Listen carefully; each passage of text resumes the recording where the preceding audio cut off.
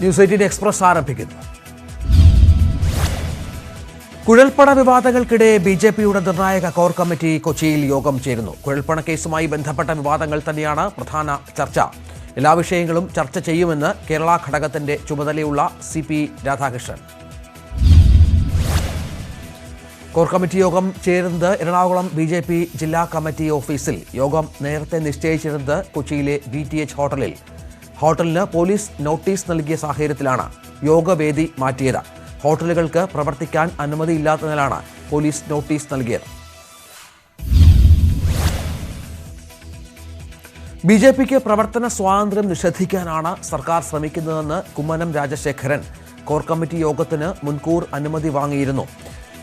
വിലക്ക് സർക്കാർ ഇടപെടലിനെ തുടർന്നാണ്. BJPയെ ഒറ്റപ്പെടുത്തി നശിപ്പിക്കാനാണ് ശ്രമമെന്നും കുമ്മനം. കൊടകര കുഴൽപ്പണ കേസിൽ BJP സംസ്ഥാന അധ്യക്ഷൻ K. സുരേന്ദ്രൻ കൂടുതൽ കുരുക്കിലേക്ക്. അന്വേഷണം സുരേന്ദ്രന്റെ മകനിലേക്കും. അന്വേഷണ സംഘം KS ഹരികൃഷ്ണന്റെ മൊഴിയെടുക്കും. പണയിടപാടിൽ മകന് പങ്കുണ്ടോ എന്ന് പരിശോധിക്കുകയാണ് എന്ന് പോലീസ്. ധർമ്മരാജനുമായി K. സുരേന്ദ്രന്റെ മകൻ ഫോണിൽ ബന്ധപ്പെട്ടതിന്റെ വിവരങ്ങൾ പോലീസിന് ലഭിച്ചു. ഈ ഫോൺ കോളുകൾ K. സുരേന്ദ്രൻ വിളിച്ചതാണോ എന്ന കാര്യത്തിൽ വ്യക്തത വരുത്തണം. കോന്നിയിൽ വെച്ച് കൂടിക്കാഴ്ച നടത്തിയതിന്റെയും തെളിവുകൾ കിട്ടി. ഈ സാഹചര്യത്തിലാണ് ഹരികൃഷ്ണന്റെ മൊഴി രേഖപ്പെടുത്തുന്നത്. ധർമ്മരാജനെ മകൻ വിളിച്ചോ എന്ന് അന്വേഷണ സംഘം കണ്ടെത്തട്ടെ എന്ന് K. സുരേന്ദ്രൻ. കേസ് ED ഏറ്റെടുക്കണമെന്ന് താൻ ആവശ്യപ്പെടുന്നില്ല. വേണമെങ്കിൽ സർക്കാർ നടപടികൾ കൈക്കൊള്ളട്ടെ എന്നും സുരേന്ദ്രൻ. തെരഞ്ഞെടുപ്പ് പ്രചാരണത്തിന്റെ അവസാന നാളുകളിൽ തൃശൂരിലേക്ക് ഒഴുകിയത് കോടികൾ. ധർമ്മരാജൻ 10 കോടി രൂപയോളം എത്തിച്ചിരുന്നതായി അന്വേഷണ സംഘത്തിന് വിവരം കിട്ടി. 2 കോടി തൃശൂർ മണ്ഡലത്തിന് വേണ്ടിയായിരുന്നു.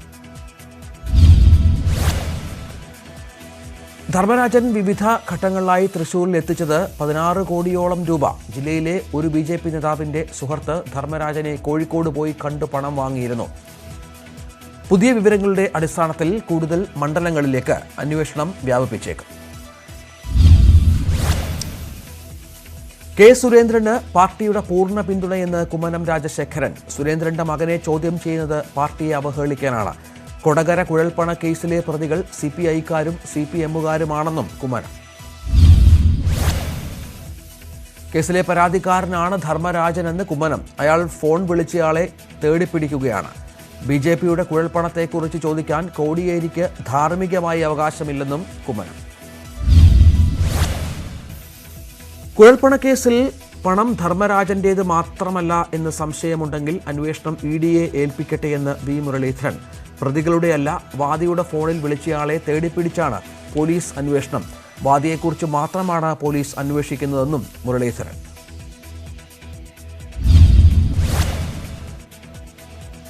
K. സുന്ദരിയുടെ വെളിപ്പെടുത്തലിൽ BJP സംസ്ഥാന അധ്യക്ഷൻ K. സുരേന്ദ്രനെതിരെ കേസ്. മഞ്ചേശ്വരത്തെ LDF സ്ഥാനാർത്ഥിയായിരുന്ന VV രമേശൻ ജില്ലാ പോലീസ് മേധാവിക്ക് നൽകിയ പരാതിയിലാണ് നടപടി. മഞ്ചേശ്വരത്തെ സ്ഥാനാർത്ഥിത്വം പിൻവലിക്കാൻ K. സുരേന്ദ്രൻ ഇടപെട്ട് 2.5 ലക്ഷം രൂപ നൽകിയെന്നായിരുന്നു BSP സ്ഥാനാർത്ഥി K. സുന്ദരയുടെ വെളിപ്പെടുത്തൽ.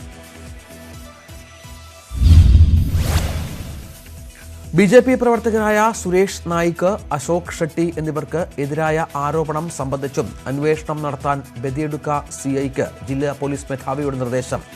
കോടതി അനുമതി ലഭിച്ച ശേഷമാകും തുടർ നടപടി. കുറ്റം തെളിഞ്ഞാൽ തെരഞ്ഞെടുപ്പിൽ മത്സരിക്കുന്നതിൽ ആജീവനാന്ത വിലക്ക് അടക്കമുള്ള കടുത്ത നടപടികളും സുരേന്ദ്രൻ നേരിടേണ്ടി വരും.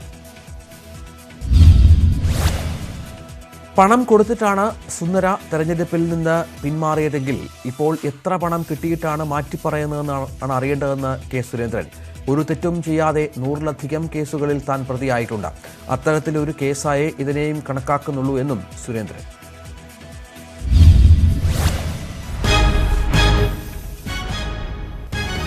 കൊടകര കുഴൽപ്പണ കേസിൽ പോലീസ് ചോദ്യം ചെയ്ത സുനിൽ നായിക്ക് K. സുന്ദരയുടെ വീട്ടിലെത്തിയതിന്റെ ഫോട്ടോകൾ പുറത്ത്. മാർച്ച് 21-ന് സുനിൽ നായിക്കാണ് ചിത്രം ഫേസ്ബുക്കിൽ പങ്കുവച്ചത്. മാർച്ച് 21-ന് പണം നൽകിയെന്നായിരുന്നു സുന്ദരയുടെ വെളിപ്പെടുത്തൽ. അതേസമയം സുന്ദരയുടെ മൊഴിയെടുപ്പ് പൂർത്തിയായി. KV ബൈജു വിവരങ്ങൾ നൽകും. ബൈജു, ഈ സുനിൽ നായിക്കിന്റെ സന്ദർശനം അത് അത്തരത്തിൽ ദുരൂഹത തന്നെയാണ്. 21-ന് പണം നൽകിയെന്ന് പറയുന്നു. 21-ന് തന്നെ വീട്ടിലെത്തുമ്പോൾ അത് കേസിനെ സംബന്ധിച്ചിടത്തോളം നിർണായകമായ ഒരു കാര്യമായി മാറുകയല്ലേ? തീർച്ചയായും രഞ്ജിത്തെ, മാർച്ച് 21 പണം നൽകിയെന്നാണ് കെ സുന്ദര നേരത്തെ വെളിപ്പെടുത്തിയിരുന്നത്. 22-നായിരുന്നു അദ്ദേഹം പത്രിക പിൻവലിച്ചതും. ഈ 21-ാം തീയതിയാണ് ഈ ചിത്രം ഇപ്പോൾ പങ്കുവച്ചതിന്റെ തെളിവ് പുറത്തു വന്നിരിക്കുന്നത്. നമുക്കറിയാം, കെ സുരേന്ദ്രന്റെ അടുത്ത അനുയായി, അതുപോലെ തന്നെ യുവമോർച്ച നേതാവ്, ഈ കൊടകര കുഴൽപ്പണ കേസിൽ നേരത്തെ ചോദ്യം ചെയ്യൽ വിധേയനായിരുന്നു ഇദ്ദേഹം. ഇയാളും ഈ സുന്ദരയും അദ്ദേഹത്തിന്റെ ഭാര്യയും അതുപോലെ തന്നെ കുടുംബത്തിനും കാണാം വീട്ടിൽ നിന്നാണ് ഈ പടം എടുത്തിട്ടുള്ളത്. ഈ പടം സുനിൽ നായിക്ക് തന്നെയാണ് ഫേസ്ബുക്ക് വഴി പുറത്തുവിട്ടതും. ഇത് അന്നത്തെ BJPയുടെ ഒരു മഞ്ചേശ്വരം മണ്ഡലം ഗ്രൂപ്പിലും വ്യാപകമായി ഈ ഫോട്ടോ അന്ന് പ്രചരിച്ചിരുന്നു. എന്തായാലും ഇതിപ്പോൾ പോലീസ് ഈ ഫോട്ടോകൾ ഇപ്പോൾ ശേഖരിച്ചിട്ടുണ്ട്. എന്തായാലും ഇതിനിടയിൽ തന്നെ ഈ സുന്ദരയുടെ മൊഴിയെടുപ്പ് ഇപ്പോൾ പൂർത്തിയായിരിക്കുന്നു. ഈ ആരോപണത്തിൽ അദ്ദേഹം ഉറച്ചു നിൽക്കുന്നു. നേരത്തെ പറഞ്ഞ അതേ ആരോപണം, ഇത്തരത്തിൽ പത്രിക പിൻവലിക്കാൻ 2.5 ലക്ഷം രൂപ തനിക്ക് ലഭിച്ചു എന്ന ആരോപണം അദ്ദേഹം പോലീസിന് ആ വെളിപ്പെടുത്തൽ അങ്ങനെ തന്നെ മൊഴി നൽകിയിരിക്കുന്നു. പോലീസിന് ഇപ്പോൾ ബദിയടുക്ക പോലീസിനാണ് അദ്ദേഹം മൊഴി നൽകിയിരിക്കുന്നത്. എന്തായാലും സുനിൽ നായിക്കുമായി ബന്ധപ്പെട്ട ഈ ഫോട്ടോസ് കൂടി ഇപ്പോൾ പുറത്തു വന്നതോടുകൂടി അന്വേഷണം കൂടുതൽ വിപുലമാവും. വലിയ തോതിലുള്ള അന്വേഷണം വിപുലീകരിക്കേണ്ട ഒരു സാഹചര്യത്തിലേക്കാണ് ഇപ്പോൾ നീങ്ങുന്നത്. എന്തായാലും പ്രത്യേക അന്വേഷണ സംഘത്തെ രൂപീകരിക്കാനും ആലോചനയിലുണ്ട്. ഏതായാലും സുന്ദരയുടെ മൊഴിയെടുത്തു എന്ന് മനസ്സിലാകുന്നു ബൈജു. പൂർത്തിയാകുന്നു. നേരത്തെ വെളിപ്പെടുത്തിയ കാര്യങ്ങളിൽ ഉറച്ചു തന്നെയായിരുന്നു സുന്ദര പോലീസിനോടും സംസാരിച്ചത്. തീർച്ചയായും ഈ 21-ാം തീയതി ഇത്തരത്തിൽ ഈ പണം നൽകി എന്ന കാര്യം പോലീസിനോട് സുന്ദര മൊഴി നൽകിയിട്ടുണ്ട്. ഒപ്പം 2.5 ലക്ഷം രൂപ, അതുപോലെ തന്നെ ഒരു മൊബൈൽ ഫോൺ തനിക്ക് ഈ പത്രിക ഇത്തരത്തിൽ പിൻവലിക്കാനായി ലഭിച്ചതായും അദ്ദേഹം മൊഴി നൽകിയിട്ടുണ്ട്. നേരത്തെ പറഞ്ഞ 2 പ്രാദേശിക നേതാക്കൾ വീട്ടിലെത്തി അമ്മയുടെ കയ്യിലായിരുന്നു ഈ പണം ഏൽപ്പിച്ചതെന്നും ഇപ്പോൾ ഇദ്ദേഹത്തിന്റെ മൊഴിയിലുണ്ട്. കൂടുതൽ ഈ മൊഴിയുടെ ഇത് പുറത്തു വരാനുണ്ട്. ഈ സുന്ദര ഇപ്പോഴും പോലീസ് സ്റ്റേഷനകത്താണ്. മൊഴിയെടുപ്പ് പൂർത്തിയായെങ്കിലും അദ്ദേഹം പുറത്തിറങ്ങിയിട്ടില്ല. അല്പസമയത്തിനകം പുറത്തിറങ്ങും. എന്തായാലും കൂടുതൽ വിവരങ്ങൾ ഇനി അറിയേണ്ടതുണ്ട്. കൂടുതൽ മൊഴികൾ നേരത്തെ മാധ്യമങ്ങൾക്ക് നൽകിയ മൊഴികൾക്ക് അപ്പുറം എന്തെങ്കിലും മൊഴി ഇദ്ദേഹം നൽകിയിട്ടുണ്ടോ എന്ന കാര്യം ഇനി അറിയാനുണ്ട്. എന്തായാലും തനിക്ക് പണം ഇത്തരത്തിൽ പിൻവലിക്കാൻ തന്നിരുന്നു. അതേ പ്രകാരമാണ് 22-ാം തീയതി മാർച്ച് 22-ാം തീയതി താൻ പത്രിക പിൻവലിച്ച എന്ന കാര്യം പോലീസിന് ഇദ്ദേഹം ഇപ്പോൾ മൊഴി നൽകിയിട്ടുണ്ട്. രഞ്ജിത്ത്. ശരി ബൈജു.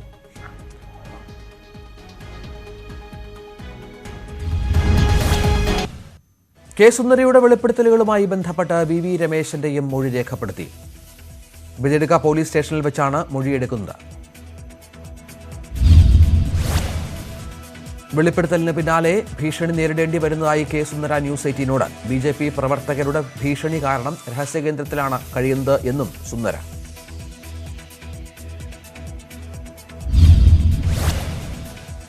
കുഴൽപ്പണക്കേസിൽ നിയമത്തിന്റെ വഴിക്ക് പോകണമെന്ന് ഉമ്മൻചാണ്ടി. കുറ്റം ആരു ചെയ്താലും അവർ നിയമത്തിന് മുൻപിൽ വരണം. സർക്കാർ ചെയ്യുന്ന നടപടികൾ ശരിയായ വഴിയിലാണെങ്കിൽ അത് മുന്നോട്ടു പോകണമെന്നും ഉമ്മൻചാണ്ടി. കൊടകര കുഴൽപ്പണം ഗൗരവമുള്ള വിഷയമെന്ന് ലീഗ്. കോടിക്കണക്കിന് രൂപ തെരഞ്ഞെടുപ്പ് കാലത്ത് ചെലവഴിച്ചു എന്ന സംശയം ഉയരുന്നുണ്ട്. കോടികളുടെ ഒഴുക്കും അതിന്റെ വിശദാംശങ്ങളും പുറത്തുവരണം. BJP സംശയത്തിന്റെ നിഴലിലാണെന്നും PK കുഞ്ഞാലിക്കുട്ടി. വയനാട് മുട്ടിൽ മരമുറി കേസിൽ വെളിപ്പെടുത്തലുമായി മരം മുറിക്കാൻ കരാറെടുത്ത ബത്തേരി സ്വദേശി ഹംസ വ്യാജരേഖകൾ കാണിച്ചാണ് കരാർ ഏൽപ്പിച്ചത്. വനം റവന്യൂ വകുപ്പ് ഉദ്യോഗസ്ഥരുടെ മേൽനോട്ടത്തിലാണ് മരം മുറിച്ചത്. ചന്ദനമൊഴികെയുള്ള മുഴുവൻ മരങ്ങളും മുറിക്കാൻ കഴിയും എന്ന് ഉദ്യോഗസ്ഥർ വ്യാജ ഉത്തരവ് കാണിച്ച് ബോധ്യപ്പെടുത്തി. തനിക്ക് ജീവന് ഭീഷണിയുണ്ടെന്നും ഹംസ. മുട്ടിൽ മരം മുറിക്കലിൽ കരാറുകാരന്റെ വെളിപ്പെടുത്തൽ ഗൗരവതരമെന്ന് വനമന്ത്രി AK ശശീന്ദ്രൻ. കരാറുകാരൻ പറഞ്ഞതിൽ വാസ്തവമുണ്ടോ എന്ന് പരിശോധിക്കുമെന്നും AK ശശീന്ദ്രൻ ന്യൂസ് 18നോട്. മരങ്ങൾ മുറിച്ച സ്ഥലങ്ങൾ സന്ദർശിച്ച് UDF MLAമാരായ AC Balakrishnan, T Siddique എന്നിവർ സ്ഥലത്തെത്തി. സംഭവത്തിലെ സർക്കാർ ഗൂഢാലോചന പുറത്തു കൊണ്ടുവരാൻ ശക്തമായി ഇടപെടുമെന്ന് MLAമാർ. സർക്കാർ ഉത്തരവുണ്ടെന്ന് തെറ്റിദ്ധരിപ്പിച്ചാണ് മരം മുറിച്ചത് എന്ന് കർഷകർ. സാധാരണ കർഷകരുടെയും ആദിവാസി കുടുംബങ്ങളുടെയും പുരയിടത്തിൽ ഉണ്ടായിരുന്ന മരങ്ങളാണ് മുറിച്ചത്. 43 പേർക്കെതിരെ ഭൂപതിവ് ചട്ടപ്രകാരം കേസെടുക്കാൻ നിർദ്ദേശിച്ചത് യഥാർത്ഥ പ്രതികളെ രക്ഷിക്കാനാണെന്നും ആരോപണം. വയനാട് മുട്ടിൽ മരമുറി കേസിൽ ജില്ലാ ഭരണകൂടത്തിനെതിരെ വയനാട് ജില്ലാ പഞ്ചായത്ത്. കർഷകരുടെയും ആദിവാസികളെയും ബലിയാടുകളാക്കി മോഷ്ടാക്കൾക്ക് രക്ഷപ്പെടാൻ ജില്ലാ ഭരണകൂടം അവസരം ഒരുക്കുന്നതായി ജില്ലാ പഞ്ചായത്ത് പ്രസിഡന്റ് ഷംസാദ് മരക്കാർ. ജനങ്ങളെ അണിനിരത്തി ഈ ശ്രമം തടയുമെന്നും ജില്ലാ പഞ്ചായത്ത് പ്രസിഡന്റ്. ബ്യൂട്ടി പാർലർ വെടിവെപ്പ് കേസിൽ നേരിട്ട് ഹാജരാകാനാകില്ലെന്ന് നടി ലീന മരിയ പോൾ മൊഴി ഓൺലൈനായി ഇന്ന് രേഖപ്പെടുത്തും. സാമ്പത്തിക ഇടപാടുകളുടെ വിവരം സംബന്ധിച്ചാണ് മൊഴിയെടുക്കുക. വെടിവെപ്പ് കേസിൽ ഗൾഫിലേക്ക് കടന്ന പ്രതികളെ നാട്ടിലെത്തിക്കാൻ അന്വേഷണ സംഘം ശ്രമം തുടങ്ങി. ആസൂത്രകരിൽ ഒരാളായ കാസർഗോഡ് സ്വദേശി മോനായി, ലീന മരിയ പോളിന്റെ സുഹൃത്ത് ഡോക്ടർ അജാസ് എന്നിവരാണ് ഗൾഫിലേക്ക് കടന്നത്. മോനായിയാണ് വെടിവെപ്പിന് ചുക്കാൻ പിടിച്ചത് എന്നാണ് അന്വേഷണ സംഘത്തിന്റെ കണ്ടെത്തൽ. ഇയാളാണ് വിവരങ്ങൾ രവി പൂജാരിക്ക് കൈമാറിയത്. രവി പൂജാരിയുടെ ഭീഷണിക്ക് വഴങ്ങാത്തതിനാൽ ആണ് ലീന മരിയ പോളിനെ ഭയപ്പെടുത്താൻ കൊട്ടേഷൻ കൊടുത്തത് എന്നും കണ്ടെത്തൽ. ഭീഷണിപ്പെടുത്തി പണം തട്ടേണ്ടവരുടെ വിവരം കൈമാറാൻ രവി പൂജാരിക്ക് കേരളത്തിലും സ്വന്തം ഇന്റലിജൻസ് സംഘം ഉണ്ടെന്നും അന്വേഷണ സംഘം.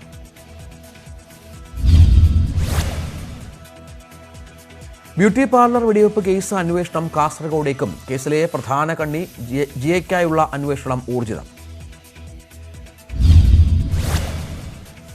രവി പൂജാരി ഉപയോഗിച്ച വിദേശ നമ്പറുകളുടെ വിശദാംശങ്ങൾ അടക്കം ശേഖരിച്ച് പോലീസ് പരിശോധന. കാസർകോട്ടെ വ്യവസായിയുടെ മരണത്തിൽ രവി പൂജാരിയുടെ പങ്ക് ചോദ്യം ചെയ്യലിൽ വ്യക്തം. ചൊവ്വാഴ്ച രവി പൂജാരിയുടെ കസ്റ്റഡി കാലാവധി കഴിയും. തൽക്കാലം കസ്റ്റഡി നീട്ടിച്ചോദിക്കേണ്ടതില്ല എന്ന് അന്വേഷണ സംഘത്തിന്റെ തീരുമാനം. ലക്ഷദ്വീപുകാർ അല്ലാത്തവർ ദ്വീപിൽ നിന്ന് മടങ്ങണം എന്ന ഉത്തരവ് പ്രാബല്യത്തിൽ. ADMന്റെ അനുമതിയോടെ മാത്രമേ ദ്വീപുകാർ അല്ലാത്തവർക്ക് ഇനി തുടരാനാകൂ. വീണ്ടും ലക്ഷദ്വീപ് സന്ദർശിക്കണമെങ്കിൽ ADM പുതിയ പെർമിറ്റ് അനുവദിക്കണം. ഉത്തരവ് പ്രാബല്യത്തിൽ വന്ന സാഹചര്യത്തിൽ പോലീസ് നടപടി ആരംഭിച്ചു. ഉത്തരവ് മലയാളി തൊഴിലാളികൾക്കും തിരിച്ചടി. കേരളത്തിലെ തൊഴിലാളികൾ അടക്കം നാടുകളിലേക്ക് മടങ്ങുന്നു. ദ്വീപിൽ ഇലക്ട്രിക്, പ്ലംബിംഗ്, ആശാരി, മേസ്തരി പണികൾക്ക് തൊഴിലാളികൾ ഇല്ലാത്ത സാഹചര്യം. ലക്ഷദ്വീപിലെ ജനങ്ങളുടെ ഹിതത്തിനെതിരായ നിയമങ്ങൾ നടപ്പാക്കില്ല എന്ന് കേന്ദ്ര ആഭ്യന്തരമന്ത്രി അമിത് ഷാ അറിയിച്ചതായി കാന്തപുരം AP അബൂബക്കർ മുസ്ലിയാർ. ദ്വീപ് ജനതയുടെ ജീവിതത്തിനും സംസ്കാരത്തിനുമെതിരായ ഒരു നിയമവും നടപ്പാക്കില്ല എന്നാണ് അമിത് ഷാ അറിയിച്ചത്. പുതിയ അഡ്മിനിസ്ട്രേറ്റർ കൊണ്ടുവന്ന നിയമങ്ങൾ പിൻവലിക്കണമെന്ന് ആവശ്യപ്പെട്ട് കാന്തപുരം കഴിഞ്ഞ ദിവസം അമിത് ഷായ്ക്ക് കത്തയച്ചിരുന്നു. ഇന്ധനവില വീണ്ടും കൂട്ടി. പെട്രോൾ ലിറ്ററിന് 27 പൈസയും ഡീസൽ ലിറ്ററിന് 30 പൈസയുമാണ് വർദ്ധിപ്പിച്ചത്. ഈ മാസം ഇത് 3-ാം തവണയും കഴിഞ്ഞ 36 ദിവസത്തിനുള്ളിൽ 20-ാം തവണയുമാണ് ഇന്ധനവില വർദ്ധിപ്പിക്കുന്നത്. തിരുവനന്തപുരത്ത് പെട്രോൾ വില 97 കടന്നു. തിരുവനന്തപുരത്ത് പെട്രോൾ ലിറ്ററിന് 97 രൂപ 1 പൈസയും ഡീസലിന് 92 രൂപ 34 പൈസയും. കൊച്ചിയിൽ പെട്രോൾ ലിറ്ററിന് 95 രൂപ 13 പൈസയും ഡീസലിന് 90 രൂപ 57 പൈസയുമായി. KPCC അധ്യക്ഷനെ പ്രഖ്യാപിക്കുന്നതിന് ഗ്രൂപ്പ് നേതാക്കളുമായുള്ള സമവായ ചർച്ചകൾ സജീവമാക്കി ഹൈക്കമാൻഡ്. താരിഖ് അൻവർ ഡൽഹിയിൽ നേതാക്കളുമായി പ്രാഥമിക ചർച്ചകൾ തുടരുന്നു. ലോക്ക്ഡൌണിന് ശേഷം കൂടിക്കാഴ്ചകൾക്കായി താരിഖ് അൻവർ കേരളത്തിലെത്തും എന്നാണ് വിവരം. ടെലിഫോൺ ചർച്ചകളിലൂടെ നേതാക്കളെ അനുനയിപ്പിക്കാൻ കഴിഞ്ഞാൽ യാത്ര റദ്ദാക്കിയേക്കും. ഇടവേളയാണ്. കൂടുതൽ വാർത്തകൾക്കും വിശദാംശങ്ങൾക്കും മലയാളം.ന്യൂസ്. കോടതി വിധിയിൽ സർക്കാരിനെതിരെ ലീഗ്. ന്യൂനപക്ഷ സ്കോളർഷിപ്പ് വിതരണത്തിന് വിധി തടസ്സമാകും. ആയിരക്കണക്കിന് മുസ്ലിം വിദ്യാർത്ഥികളാണ് ദുരിതത്തിൽ ആയിരിക്കുന്നത്. സർക്കാർ പ്രശ്നപരിഹാരത്തിന് ശ്രമിക്കുന്നില്ല എന്നും PK കുഞ്ഞാലിക്കുട്ടി. മുഴുവൻ വിദ്യാർത്ഥികൾക്കും ഇന്റർനെറ്റ് ലഭ്യത ഉറപ്പാക്കുന്നത് ചർച്ച ചെയ്യാൻ മുഖ്യമന്ത്രി പിണറായി വിജയൻ സർവീസ് പ്രൊവൈഡർമാരുടെ യോഗം വിളിച്ചു. ചൊവ്വാഴ്ച രാവിലെ 11:30 വീഡിയോ കോൺഫറൻസ് വഴിയാണ് യോഗം. ആദിവാസി ഊരുകൾ ഉൾപ്പെടെ പല പ്രദേശങ്ങളിലും ഇന്റർനെറ്റ് ലഭ്യത പ്രശ്നമാകുന്നത് കുട്ടികളുടെ ഓൺലൈൻ വിദ്യാഭ്യാസത്തെ ബാധിക്കുന്നതിനാൽ ആണ് യോഗം. കണ്ണൂർ കോട്ടയിലെ ലൈറ്റ് ആൻഡ് സൗണ്ട് അഴിമതിയെക്കുറിച്ച് അന്ന് മന്ത്രിയായിരുന്ന AP അനിൽകുമാർ മറുപടി പറഞ്ഞിട്ടുണ്ട് എന്ന് ഉമ്മൻചാണ്ടി. വിഷയത്തിൽ കൂടുതൽ പ്രതികരിക്കാനില്ല എന്നും ഉമ്മൻചാണ്ടി പറഞ്ഞു. പാലക്കാട് ഷൊർണൂർ മുനിസിപ്പാലിറ്റിയിൽ ഏക്കർ കണക്കിന് കൃഷിസ്ഥലം ഡേറ്റാ ബാങ്കിൽ നിന്നും ഒഴിവാക്കിയ നടപടിയിൽ അന്വേഷണം ശക്തമാക്കി കൃഷിവകുപ്പ്. സംഭവത്തിൽ കാർഷികോൽപാദന കമ്മീഷണർ അന്വേഷണം നടത്തി അടിയന്തരമായി റിപ്പോർട്ട് നൽകാൻ കൃഷിമന്ത്രി P. പ്രസാദ് ഉത്തരവിട്ടു. ന്യൂസ് 18 വാർത്തയെ തുടർന്നാണ് നടപടി. പരാതി ശരിയെന്ന് തെളിഞ്ഞാൽ കുറ്റക്കാർക്കെതിരെ കർശന നടപടിയെടുക്കുമെന്ന് കൃഷിമന്ത്രി പ്രസാദ്. പാടശേഖര സമിതികൾക്ക് മന്ത്രി ഉറപ്പ് നൽകി. നടപടി ആവശ്യപ്പെട്ട് സമരത്തിലൊരുങ്ങുകയാണ് ഷൊർണൂർ മുനിസിപ്പാലിറ്റി പരിധിയിലെ പാടശേഖര സമിതികൾ. സ്വർണം കടത്താനെന്ന പേരിൽ യുവാക്കളെ കാരിയർമാരാക്കി വിദേശത്തേക്ക് കഞ്ചാവ് കടത്തുന്ന സംഘം മലപ്പുറത്ത് സജീവം. പണവും ടിക്കറ്റും വിസയും നൽകി വിദേശത്തേക്ക് അയക്കുന്ന യുവാക്കൾ വഴി വൻതോതിലുള്ള ലഹരിക്കടത്താണ് നടക്കുന്നത്. ഓരോ യാത്രയ്ക്കും 60,000 രൂപ വരെ പാരിതോഷികം നൽകും. സംഘത്തിലെ പ്രധാന കണ്ണികൾക്ക് വേണ്ടി പോലീസ് അന്വേഷണം ഊർജിതമാക്കി. കേരളത്തിലിരുന്ന് സമൂഹമാധ്യമങ്ങൾ വഴിയാണ് സംഘം ഇടപാടുകൾ നിയന്ത്രിക്കുന്നത്. Tanur DYSP M I. ഷാജിയാണ് ഇക്കാര്യം വ്യക്തമാക്കി. എറണാകുളം അങ്കമാലിയിൽ കോടികളുടെ മയക്കുമരുന്ന് വേട്ട. അങ്കമാലി കറുകുറ്റിയിൽ 2 കിലോയോളം ADMA മരുന്നുകളുമായി 2 പേരെ എറണാകുളം റൂറൽ പോലീസ് പിടികൂടി. ചേർത്തല സ്വദേശി ശിവപ്രസാദ്, തളിപ്പറമ്പ് സ്വദേശി അബീദ് എന്നിവരെയാണ് പിടികൂടിയത്. പരീക്ഷയിലെ കോപ്പിയടി ആരോപണത്തെ തുടർന്ന് കാഞ്ഞിരപ്പള്ളി സ്വദേശി അഞ്ജു പി ഷാജി ആത്മഹത്യ ചെയ്ത കേസിൽ CBI അന്വേഷണം വേണമെന്ന് കുടുംബം. കേസിൽ നിർണായകമായ കൈയക്ഷര പരിശോധന പോലും പൂർത്തിയായിട്ടില്ല. അഞ്ജു മരിച്ചിട്ട് ഇന്ന് 1 വർഷം. ഹോർട്ടികോർപ്പിന്റെ പ്രവർത്തനം കൂടുതൽ കാര്യക്ഷമമാക്കാനുള്ള നടപടി സ്വീകരിക്കും എന്ന് കൃഷിമന്ത്രി P. പ്രസാദ്. തരിശ് ഭൂമിയിൽ കൂടുതൽ കൃഷിക്ക് സൗകര്യമൊരുക്കും. കൂടുതൽ കർഷകരെ കർഷകക്ഷേമ ബോർഡിന്റെ പരിധിയിൽപ്പെടുത്തുമെന്നും മന്ത്രി ന്യൂസ് 18 ഹലോ മിനിസ്റ്റർ പരിപാടിയിൽ പറഞ്ഞു. സ്വന്തം വീട്ടുമുറ്റത്ത് പന്തലിട്ട് ധർണ സംഘടിപ്പിച്ച NCP നേതാവ് PC ചാക്കോ. കോവിഡ് ലോക്ഡൌണിനെ തുടർന്ന് പ്രക്ഷോഭങ്ങൾക്കായി പൊതുയിടങ്ങൾ ലഭിക്കാത്തതിൽ ആണ് നടപടി. കോവിഡ് കാലമാണെങ്കിലും കേന്ദ്രത്തിന്റെ കൊള്ള കണ്ടില്ല എന്ന് നടിക്കാനാവില്ലെന്ന് PC ചാക്കോ. കുതിരാൻ തുരങ്കത്തിലൂടെ ഗതാഗതം തുറന്നു നൽകുന്നതുമായി ബന്ധപ്പെട്ട് ചൊവ്വാഴ്ച മുഖ്യമന്ത്രി യോഗം വിളിക്കും. നിർമ്മാണത്തിലെ പോരായ്മകൾ മനസ്സിലാക്കിയിട്ടുണ്ടെന്നും പൊതുമരാമത്ത് മന്ത്രി PA മുഹമ്മദ് റിയാസ് കമ്പനി അധികൃതരും ഉദ്യോഗസ്ഥരുമായി ചർച്ച ചെയ്ത് ഒരു തുരങ്കമെങ്കിലും ഉടൻ തുറക്കാൻ നടപടി സ്വീകരിക്കുമെന്നും മന്ത്രി. കുതിരാനിൽ നിലവിലെ സഞ്ചാരപാത 1 മീറ്റർ കൂടി വീതി കൂട്ടി പണിയുമെന്ന് റവന്യൂ മന്ത്രി K. രാജൻ. നിർമ്മാണം ഉടൻ ആരംഭിക്കും. മന്ത്രിമായ K. Rajan, PM Muhammad Riyas, R. Bindu എന്നിവർ കുതിരാൻ തുരങ്കം സന്ദർശിച്ചു.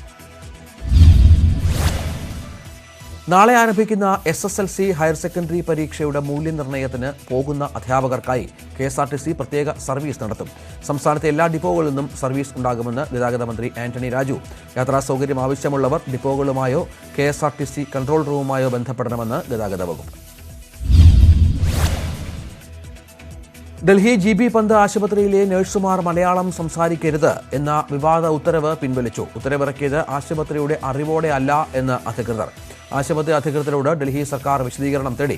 ഇംഗ്ലീഷിലോ ഹിന്ദിയിലോ സംസാരിച്ചില്ല എങ്കിൽ ശിക്ഷാ നടപടി നേരിടേണ്ടി വരുമെന്നായിരുന്നു നഴ്സിംഗ് സൂപ്രണ്ടിന്റെ ഉത്തരവ്. മാതൃഭാഷ സംസാരിക്കാനുള്ള സ്വാതന്ത്ര്യം തടയാനുള്ള നീക്കത്തിൽ നിന്ന് GB പന്ത് ആശുപത്രി അധികൃതർ പിന്തിരിഞ്ഞ നടപടി സ്വാഗതാർഹമെന്ന് വിദ്യാഭ്യാസ മന്ത്രി V. ശിവൻകുട്ടി. വിവാദ ഉത്തരവിറക്കിയവർക്കെതിരെ നടപടി വേണം. സർക്കുലർ ഇന്ത്യൻ ഭരണഘടനയോട് തന്നെയുള്ള വെല്ലുവിളിയായിരുന്നു എന്നും മന്ത്രി. വിവാദ ഉത്തരവ് പിൻവലിച്ചത് ശക്തമായ പ്രതിഷേധത്തിന് പിന്നാലെ ഇന്ത്യയിലെ മറ്റേത് ഭാഷയും പോലെയാണ് മലയാളമെന്ന് രാഹുൽ ഗാന്ധി. വിവേചനം അവസാനിപ്പിക്കണമെന്നും രാഹുൽ ആവശ്യപ്പെട്ടിരുന്നു. മലയാളം വിലക്കിയ നടപടി അപരിഷ്കൃതവും ഇന്ത്യൻ പൗരന്റെ അവകാശ ലംഘനവുമാണെന്ന് ശശി തരൂർ. ഭരണഘടനാ വിരുദ്ധവും വിചിത്രവുമായ നിർദ്ദേശമെന്ന് ജയറാം രമേശ്. ഉത്തരവ് പിൻവലിക്കണം എന്നാവശ്യപ്പെട്ട് ട്വിറ്ററിൽ #ക്യാമ്പയിൻ ആരംഭിച്ചിരുന്നു.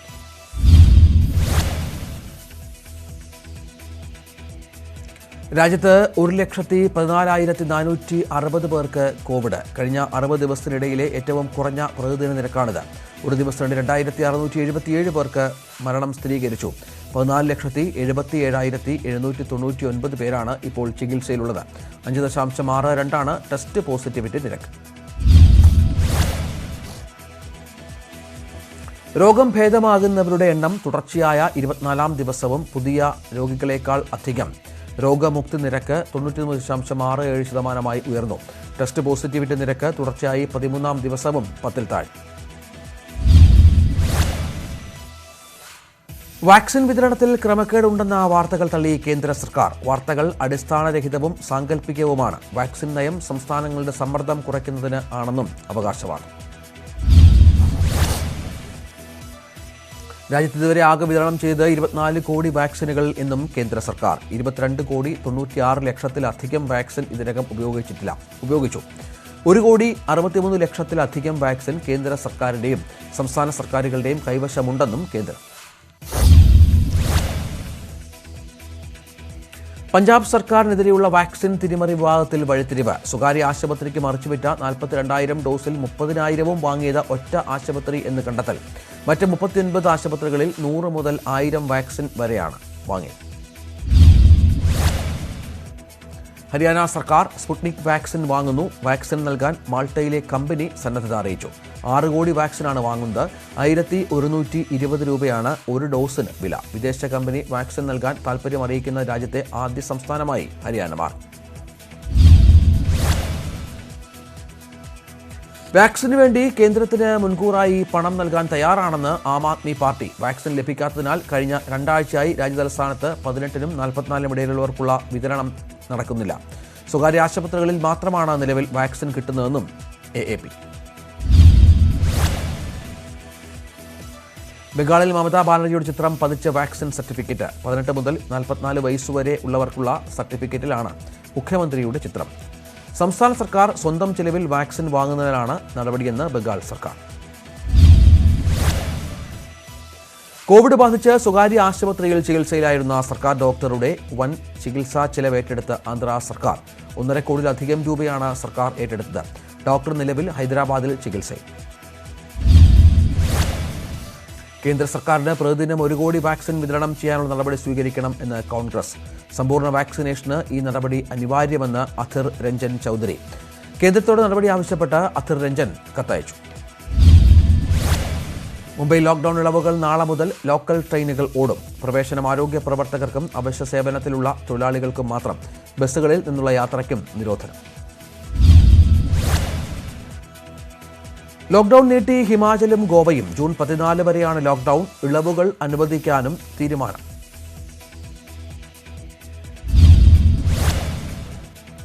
ഇടവേള.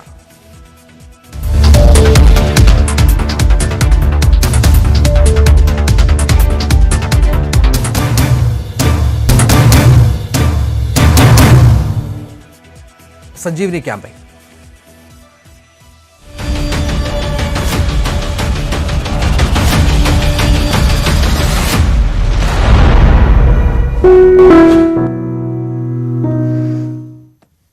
കോവിഡ് കാലത്ത് നാടിന്റെ നന്മയ്ക്കായി കൈകോർത്ത് കണ്ണൂർ ആലക്കോട് സ്റ്റേഷനിലെ പോലീസുകാർ. മുഖ്യമന്ത്രിയുടെ ദുരിതാശ്വാസ നിധിയിലേക്ക് 2.25 ലക്ഷത്തോളം രൂപയാണ് ഇവർ നൽകിയത്. ആരുടെയും ആഹ്വാനമനുസരിച്ചല്ല, സ്വമേധയാ തീരുമാനിച്ചു ഉറപ്പിച്ചതാണ്. ഏറ്റവും സാധാരണക്കാരായവരിലേക്ക് സഹായമെത്തിക്കാൻ സർക്കാർ നടത്തുന്ന പ്രവർത്തനങ്ങൾക്ക് പിന്തുണ നൽകുകയാണിവർ. മറ്റു തൊഴിലാളികൾക്കൊക്കെ തൊഴിൽ നഷ്ടപ്പെട്ടപ്പോഴും സർക്കാർ ജീവനക്കാർക്ക് എത്രയോ ദിവസം ലോക്ക്ഡൌൺ സമയത്ത് ഓഫീസിൽ പോലും പോകാതിരുന്നിട്ട് പോലും സർക്കാർ 5 രൂപ പോലും പിടിച്ചു വെക്കാതെ മുഴുവൻ സാലറി കൊടുക്കുന്ന വലിയ ഒരു നന്മയാണ് നമ്മൾ കണ്ടിട്ടുള്ളത്. അപ്പോൾ ഇത്തരത്തിലുള്ളൊരു സാഹചര്യത്തിൽ പോലീസുകാർക്ക് സർക്കാരിനെ സഹായിക്കാതെ മാറി നിൽക്കാൻ സാധിക്കില്ല. കേരളത്തിൽ അങ്ങോളം ഇങ്ങോളമുള്ള മുഴുവൻ പോലീസുകാരും സർക്കാർ മുമ്പ് ഞങ്ങളിൽ നിന്ന് പിരിച്ചുള്ള ശമ്പളത്തിൻ്റെ 5 ഗഡുക്കളെ തിരിച്ചു തരുമ്പോൾ അതിലൊരു ഗഡു ഇതാ ഞങ്ങൾ സമനസാലെ സർക്കാരിലേക്ക് തരുന്നു എന്ന് പ്രഖ്യാപിച്ചുകൊണ്ട് പോലീസുകാർ മുൻപിൽ വന്നിരിക്കുകയാണ്. കഴിഞ്ഞ പ്രളയ സമയത്ത് ശമ്പളത്തിൽ നിന്നും പിടിച്ച തുക സർക്കാർ തിരിച്ചു നൽകിയിരുന്നു. ആ തുകയാണ് ഇപ്പോൾ ഇവർ ദുരിതാശ്വാസ നിധിയിലേക്ക് നൽകുന്നത്. ഒരു മാസത്തെ പിടിച്ച ശമ്പളം 5 തവണകളായി തിരിച്ചു കൊടുക്കുന്നു എന്ന് പറയുമ്പോൾ സർക്കാർ കാണിച്ച ഒരു നല്ല മനസ്സിന് അതിനേക്കാൾ കൂടുതൽ നന്ദിയോടെ ആ ശമ്പളത്തിലെ ഒരു ഗഡു സർക്കാരിൻ്റെ വാക്സിൻ ചാലഞ്ചിൽ പങ്കെടുക്കുന്നതിന് വേണ്ടി മുഖ്യമന്ത്രിയുടെ ദുരിതാശ്വാസ നിധിയിലേക്ക് കൊടുക്കാൻ ഞങ്ങൾ ആലക്കോട് പോലീസ് സ്റ്റേഷനിലെ പോലീസ് സേനാംഗങ്ങൾ പൂർണ്ണ മനസ്സോടെ മുന്നോട്ട് വന്നിരിക്കുകയാണ്. ലോകത്തിന്റെ എല്ലാ ഭാഗങ്ങളിൽ നിന്നും മുഖ്യമന്ത്രിയുടെ ദുരിതാശ്വാസ നിധിയിലേക്ക് സംഭാവനകൾ എത്തുന്നുണ്ട്. കോവിഡ് മുന്നണി പോരാളികളായി പ്രവർത്തിക്കുമ്പോഴും നാടിന്റെ നന്മയ്ക്കായി കൈകോർക്കുന്ന പോലീസുകാരെ ജനപ്രതിനിധികൾ നേരിട്ടെത്തിയാണ് അഭിനന്ദിക്കുന്നത്. ഈ കേരളത്തിലെ പോലീസിന്റെ ജനകീയ മുഖം എത്രമാത്രം വിശാലമാണ് എന്നുള്ളത് പ്രകടമാക്കുന്നത് കൂടിയാണ്. അവർ മുഖ്യമന്ത്രിയുടെ വാക്സിൻ ചാലഞ്ചിലേക്ക് ഈ കേരളത്തിലെ മുഴുവൻ മനുഷ്യരുടെയും ജീവൻ രക്ഷിക്കുക എന്ന ഉദാത്തമായ ആ ഉത്തരവാദിത്വം നിർവഹിക്കുന്നതിന് വേണ്ടി CMDRFിലേക്ക് സംഭാവന ചെയ്യുന്നതിന് വേണ്ടി കാണിച്ചിട്ടുള്ള ഈ സന്മനോഭാവത്തിലൂടെ നമുക്കാകെ പ്രകടമാകുന്നത്. ആലക്കോട് സ്റ്റേഷനിൽ നടന്ന ലളിതമായ ചടങ്ങിൽ Taliparamba block panchayat president CM Krishnan fund ഏറ്റുവാങ്ങി. ന്യൂസ് 18 ആലക്കോട്.